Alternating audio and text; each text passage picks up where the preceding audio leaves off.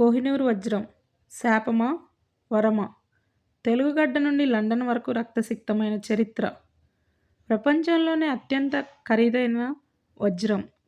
కొన్ని దేశాల బడ్జెట్ కంటే ఎక్కువ విలువైన రత్నం.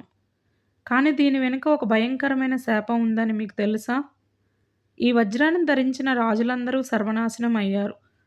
మన తెలుగు నేల మీద పుట్టిన ఈ వజ్రం లండన్ రాణి కిరీటం వరకు ఎలా చేరింది? ఈరోజు ఈ వీడియోలో కోహినూర్ వజ్రం యొక్క పూర్తి రహస్యాలను తెలుసుకుందాం. సుమారు 800 ఏళ్ల క్రితం ఆంధ్రప్రదేశ్లోని గుంటూరు జిల్లా కొల్లూరు గనుల్లో ఈ వజ్రం లభించింది. అప్పట్లో దీని బరువు దాదాపు 793 క్యారెట్లు, అంటే ఒక కోడిగుడ్డు అంత పరిమాణంలో ఉండేది. ఓరుగల్లును పాలించే కాకతీయులు దీన్ని తమ కులదైవమైన వరంగల్ భద్రకాళి అమ్మవారికి ఒక కన్నుగా ప్రతిష్ఠించారు. అప్పటి వరకు అంతా బాగానే ఉంది. కానీ ఎప్పుడైతే ఆ వజ్రం అమ్మవారి గుడి నుండి బయటకు వచ్చిందో అప్పుడే అసలు విధ్వంసం మొదలైంది. 1310లో ఢిల్లీ సుల్తాన్ అల్లావుద్దీన్ ఖిల్జీ సేనాని మాలికా కాఫూర్ దక్షిణ భారతదేశంపై దాడి చేశాడు.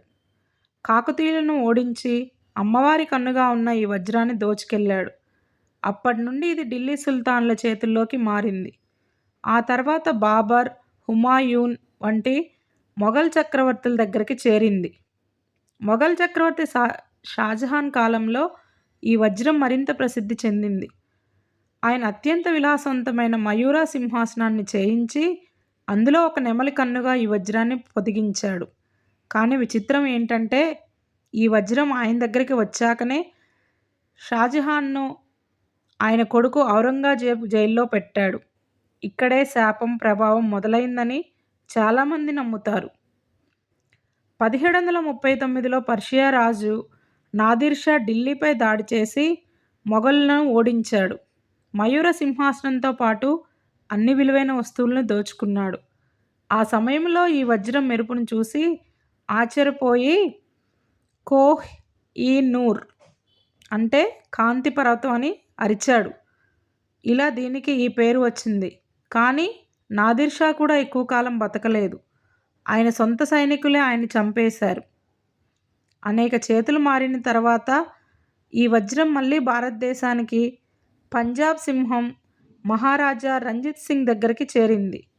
ఆయన దీన్ని తన భుజానికి కట్టుకునేవారు. ఆయన మరణం తర్వాత పంజాబ్ సామ్రాజ్యం బలహీనపడింది. చివరిగా 1849లో బ్రిటిష్ వారు పంజాబ్ను ఆక్రమించుకున్నారు. చివరి సిక్కు రాజు చిన్న బాలుడైన దులీప్ సింగ్ను ఒప్పించి ఈ వజ్రాన్ని విక్టోరియా రాణికి బహుమతిగా ఇప్పించారు. లండన్ వెళ్ళిన తర్వాత ఆ వజ్రం మెరుపు సరిగ్గా లేదని బ్రిటిష్ వారు దాన్ని కట్ చేయించారు. అలా 793 క్యారెట్ల వజ్రం కాస్త నేడు 105.6 క్యారెట్లకు తగ్గిపోయింది. నేడు ఈ వజ్రం లండన్ టవర్లో ఉంది. భారత్, పాకిస్తాన్, ఆఫ్ఘనిస్తాన్ వంటి దేశాలు దీన్ని తమదే అని క్లెయిమ్ చేస్తున్నాయి. కానీ బ్రిటన్ మాత్రం ఇచ్చే ప్రసక్తి లేదని చెబుతుంది. మన తెలుగు నేల సొత్తు, మన అమ్మవారి కన్ను అయిన కోహినూర్ మళ్ళీ మన దేశానికి రావాలని మీరు కోరుకుంటున్నారా? మీ అభిప్రాయాన్ని కామెంట్ చేయండి.